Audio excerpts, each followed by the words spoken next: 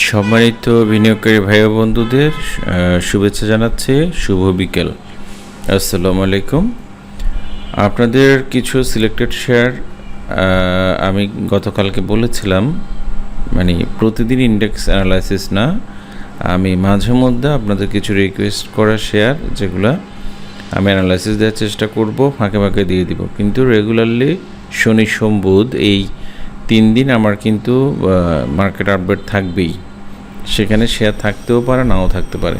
তো এই ক্ষেত্রে আপনারা গতকালকে একটু হতাশ হয়েছেন, যে কারণে এখানে রিকোয়েস্ট অনেক কম থাকাই ভালো। চলুন আমরা একটা শেয়ার নিয়ে আলোচনা করি। গতকালকে এক ভাই খুব আক্ষেপ করে লিখেছেন, যেটা যেমন শওকত সাহেব, ভাই আপনার শেয়ার অ্যানালাইসিস আমি সবসময় দেখি, একই শেয়ার নিয়ে একাধিকবার বলছেন, আনকমন শেয়ার রিকোয়েস্ট দিলে সেগুলো সম্পর্কে আলোচনা করুন।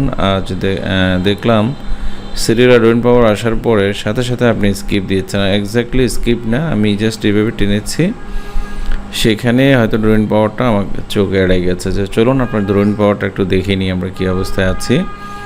আমি যেগুলো বক্স ড্র করে রেখেছি এগুলো সম্বন্ধে একটু পরে আসছি। আমরা শেয়ারটা কোথা থেকে কোথায় আসছে আগে সেটা একটু চেক করে ফেলি, কোন জায়গায় অবস্থান করছে বর্তমানে। তাহলে আমরা দেখলাম এই শেয়ারটার জন্মলগ্ন থেকে এখনকার যে প্রাইসটা সেটা ছিল অস্বাভাবিকভাবে অনেক কম, কারণ যখন ফ্লোর প্রাইসও পড়ে তখনও কিন্তু এই শেয়ারের দাম 60 টাকা ছিল, কিন্তু কালের বিবর্তনে শেয়ারটা ধীরে ধীরে এটা প্রায় 16-17 টাকায় চলে আসছে। এটা তো খুবই দুঃখজনক।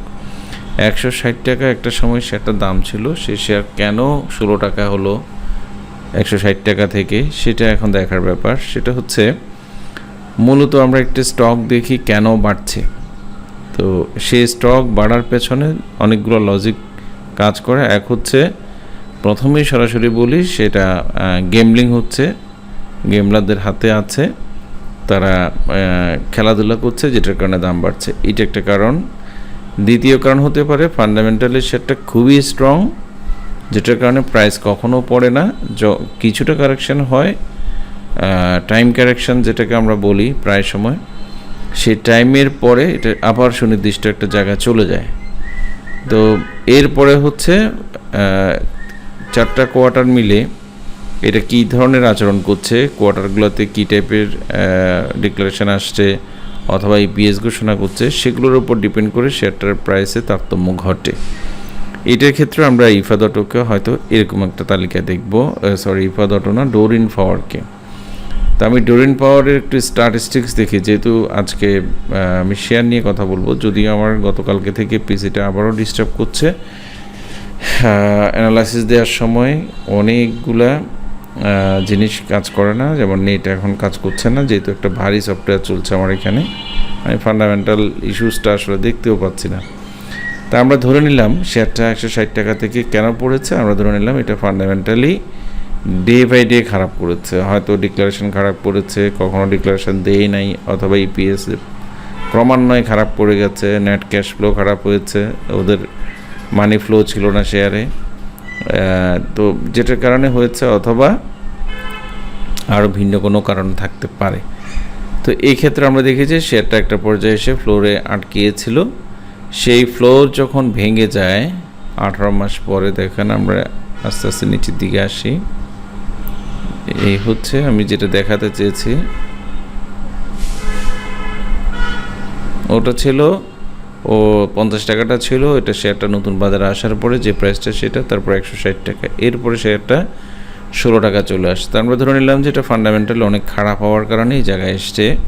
তো গত কিছুদিন বলতে আমরা বুঝাচ্ছি, ফাইনালি এটা 17 টাকায় এসেছিল 24শে অক্টোবরের দিকে, মানে 24শে অক্টোবর মাসে আর কি, গত বছর অক্টোবরে, এবছর আবার অক্টোবরের প্রায় কাছাকাছি চলে আসছে। এরপরে শেয়ারটা প্রায় 30 টাকা গেছে, 17 টাকা থেকে অনেকটুকু বেড়েছে দাম, তারপরে ধীরে ধীরে কারেকশন হচ্ছে, আবার বেড়েছে, ধীরে ধীরে কারেকশন হচ্ছে, এখন আবার বেড়েছে, এখন আবার কারেকশনের দিকে যাচ্ছে। তাহলে আমরা ধরে নিচ্ছি যে এটা যদি একটা কারেকশন ফেজের লাস্ট মোমেন্ট থাকে, সেটার অলরেডি 17 টাকা যে প্রাইসটা এসেছিল সেটা ওর সর্বকালের লোতে পরিণত হয়েছে, কারণ এইটা যদি লো হয় তারপরে আপ করে যে কারেকশনটা হয়েছে সেটা হচ্ছে এটা। তো এটাকে আমরা বলি লোয়ার হাই। লোয়ার হাইতে আমরা শেয়ারটার দাম দেখতে পাচ্ছি 20 টাকা 21 টাকার কাছাকাছি। এরপরে থার্ড টাইম যখন আবার শেয়ারটা কারেকশন হয় তখন কিন্তু এটা 22 টাকার কাছাকাছি। তার মানে এটা হচ্ছে এটা লোয়ার হাই করে শেয়ারটার দাম উঠছে, বাট এদিকে হায়ার হাই করে উঠে নাই। এদিকে হায়ার, এই হাই, এই লো, আবার এই লো। তাহলে আমরা শেয়ারটাতে কী পাচ্ছি আসলে এক্স্যাক্টলি? এখানে একটা প্যাটার্ন ক্রিয়েট হয়ে গেছে অলরেডি। আমরা এই প্যাটার্নটা একটু টেনে ফেলি। এদিকেও আমি একটা প্যাটার্ন টেনে ফেলেছি, এটা না হয় আমি আর উঠাই দিলাম। এখানে যে প্যাটার্নটা তৈরি হয়েছে এই প্যাটার্নটার ধর্মই হচ্ছে শেয়ারটা যেদিকে ব্রেকআউট করবে বা ব্রেকডাউন হবে এটা সেদিকে দৌড়ায়। এটারও একটা প্যাটার্ন আছে, নাম আছে, আপনারা ঘাঁটলেই পেয়ে যাবেন। আমি না হয় এখন এগুলো নিয়ে আর, যেহেতু এটা এডুকেশন সেন্টার না আপাতত, যেটার কারণে এতগুলো বিষয় বলছি না। তো সো এটা একটা মিডল পজিশনে আছে। আমরা লোয়ার হাই যখন করে একটা শেয়ার একটা প্যাটার্নের মধ্যে দিয়ে যায় তখন কিন্তু শেয়ারটা ধীরে ধীরে উত্থানের দিকে যায়। এর মধ্যে এটা ডিক্লারেশনের টাইমও হয়ে আসছে। তো আমরা আশা করছি শেয়ারটা এখন 25 টাকা আছে। যদি শেয়ারটা কোনো কারণে 28 টাকা পার করতে পারে তাহলে এটা একটা অস্বাভাবিক গতিশীলতা পাবে। এর মধ্যে বেশ ভালো ভলিউম তৈরি করেছে। এখন হয়তো ভলিউম একটু খারাপ হচ্ছে। গত 2 দিন শেয়ারটা মোটামুটি বেশ ভালো পজিটিভ, আজকে একটা ডোজি ক্যান্ডেলও করেছে। তো সো আমি আপনার শেয়ারটা নিয়ে খুবই আশাবাদী। আশা করি আপনি বুঝতে পেরেছেন জিনিসটা। তারপর আমরা আরেকটা শেয়ার দেখছি সাইম টেক্সটাইল, যেটা আজকের রিকোয়েস্টে ছিল সাইম টেক্সট। তো সাইম টেক্সটাও ধরার মূল কারণটাই হচ্ছে টেক্সটাইল সেক্টর গত কয়েকদিন থেকে আপ হয়েছে, ভালো নিউজ ছিল, কারেকশান হয়েছে। এখন এই শেয়ারটাতে আমি এর আগে একবার এই শেয়ারটা অ্যানালাইসিস দিয়েছি আমার যতটুকু মনে আছে। এখানে একদম ক্লিনলি দেখতে পাচ্ছি একটা কাপ তৈরি করেছে, চমৎকারভাবে একটা হ্যান্ডেলও তৈরি করেছে, হ্যান্ডেল করে এখন ব্রেকআউট হচ্ছে। আমরা হ্যান্ডেল ব্রেকআউটের ফর্মুলাটা নিশ্চয়ই জানি। এখন আগামীকাল যখন এটা ব্রেকআউট করবে, যেহেতু আজকে একটা ভালো ভলিউম করেছে, আগামী দিনে হয়তো কাউকে টাচ করার সুযোগ না দিতে পারে। কারণ যখন বড় ধরনের রেসিস্ট্যান্স পার করে কোনো একটা শেয়ার সেদিন কিন্তু অনেক বড় ধরনের উল্লাস ফলন ঘটে। তো সেক্ষেত্রে আমি খুবই আশাবাদী আগামী দিন শেয়ারটা খুব ভালো ধরনের প্রাইস হাইক করবে। এবার আমরা যাই, এখানে আরেকটা রিকোয়েস্ট ছিল আরডি ফুডের, আরডি ফুড, বিডি ল্যাম্প, সিনো বাংলাও দেখব। আরডি ফুড দেখতে পাচ্ছি, তো আরডি ফুডটাও আমার এখানে নামানো আছে। আরডি ফুড নিয়ে আমি আগে অ্যানালাইসিস করছি, যে কারণে এটা ড্র করা আছে বিভিন্ন জায়গায়। তা আমরা সেদিনও বলেছি, আজকে আবার বলছি, এটা যতক্ষণ পর্যন্ত 25 টাকা পার করতে না পারবে ততক্ষণ পর্যন্ত এটা নিয়ে আমি আশাবাদী হচ্ছি না। তবে এখন মার্কেট যে সিচুয়েশানে চলছে, যে শেয়ারগুলো এরকম উত্থানে টোটালি বাড়েনি, এখন সেই ধরনের শেয়ারগুলোরই দাম বাড়ছে। আজকে ভলিউম সব ভালো প্রাইস বেড়েছে। আমি এটা নিয়ে খুব আশাবাদী, ডোরেন পাওয়ার মতো এটা খুব ভালোভাবে আগামী দিন দাম বেড়ে যাবে। তারপর আমরা বিডি ল্যাম্পসটা দেখি একটু। বিডি ল্যাম্পস যদিও ফান্ডামেন্টালি স্ট্রং না হলেও লো পিরিয়ডের কারণে শেয়ারটা এখন লো পিরিয়ড সিচুয়েশানে আছে, চলছে। তো এটা এই যে বড় ধরনের একটা সাইডওয়েজ মুভমেন্ট ক্রিয়েট করেছে, কাপ হ্যান্ডেল সব কিছু কমপ্লিট করে সেটা ব্রেকআউট করেছে গতকালকে ব্রেকআউট করার পরে আজকে একটা ভালো প্রাইস মুভমেন্ট হয়েছে। অলরেডি ব্রেকআউট হয়েছে যেহেতু এটার এখন টার্গেট আমরা নির্ধারণ করে দিতে পারি আপনাকে। সেই টার্গেটটা হচ্ছে এরকম। এখন এটা নেক্সট টার্গেট হচ্ছে 190 টাকা, 160 টাকা আছে, 190 টাকা। তো এটা কালকেই চলে যাবে বা পরশু দিনই চলে যাবে এরকম না, 1 মাসও যেতে পারে বা আরও অল্প সময়ের মধ্যেও যেতে পারে। তবে টার্গেট এটাই আপাতত। এরপরে চলুন আরেকটা জিনিস দেখি বিডি ল্যাম্পসের পরে। সিনো বাংলা, বেঙ্গল ইনশোর, সিনো বাংলা সবই দেখছি। সিনো বাংলা সবসময় আমরা দেখতাম মার্কেট খারাপ হলে সিনো বাংলার দাম বাড়ে। এখন এটা কি ফান্ডামেন্টালি অনেক বেশি স্ট্রং হয়ে গেছে, এটার কারণে প্রাইসটা ওইভাবে করে দ্রুততার সহিত বাড়ছে না, এটা একটা কারণ।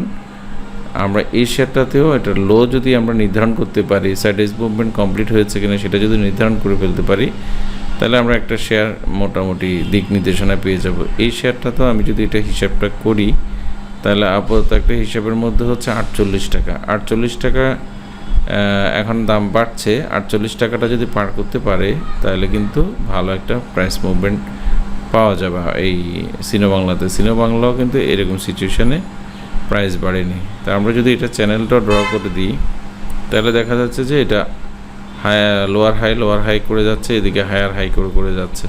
তো শেয়ারটা আমার মনে হচ্ছে এই সপ্তাহে হয়তো একটা ভালো ধরনের প্রাইস গ্যাপ হয়ে যেতে পারে। তারপর হচ্ছে বেঙ্গল ইনশোরটা ফান্ডামেন্টালি খারাপ হলে যেটা হয় আর কি, এটা প্রাইস মুভমেন্ট আমার কাছে মোটেও সুবিধা মনে হচ্ছে না।